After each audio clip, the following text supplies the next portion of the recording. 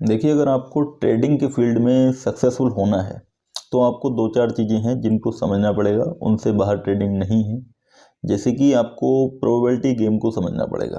अब प्रोबेबिलिटी क्या चीज़ होती है, जैसे मान लीजिए आपने किसी चार्ट में एक सिनेरियो देखा, उस सिनेरियो को आपने पिछले 10,000 बार टेस्ट किया और 10,000 बार टेस्ट करने के बाद आपको पता लगा कि ये कंडीशन बनने पे मतलब इतनी बार 50% टाइम या 60% टाइम ऐसा होता है।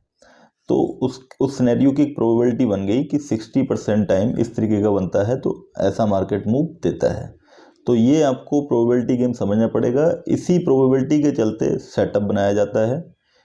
वो जो सेटअप होता है, आप बोलते हैं कि उस सेटअप की एक्यूरेसी 70% है।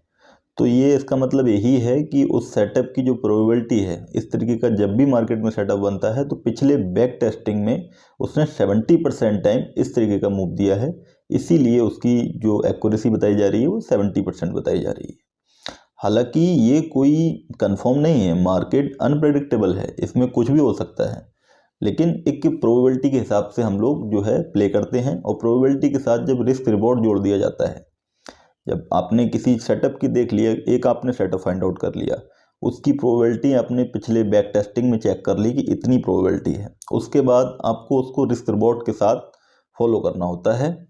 जैसे कि आपको 1:2 या 1:3 जो भी आपका रिस्क रिवॉर्ड बैक टेस्टिंग में निकल के आया है, उसी हिसाब से आगे आपको प्ले करना है। और चौथा, डिसिप्लिन।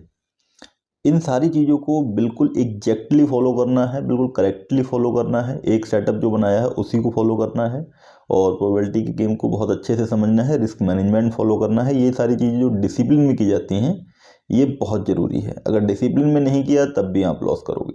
तो ये चार चीज़ें हो गई, एक तो प्रोबेबिलिटी, दूसरा आपका वन ट्रेडिंग सेटअप, तीसरा रिस्क मैनेजमेंट, चौथा आपका डिसिप्लिन। इन चारों चीज़ों को फॉलो कीजिए, आप ट्रेडिंग में सक्सेसफुल हो जाएंगे। लेकिन अब बात आती है कि इनको बोलना तो बहुत आसान है लेकिन इसको करना बहुत मुश्किल होता है। हाँ भाई, तो ट्रेडिंग मुश्किल ही है, इतना आसान अगर होता तो हर कोई ही कर लेता। ठीक है, तो इसमें टाइम लगता है, समझने में चीज़ों को टाइम लगेगा, टाइम देना पड़ेगा आपको ट्रेडिंग में अगर सक्सेस होना है तो। धन्यवाद।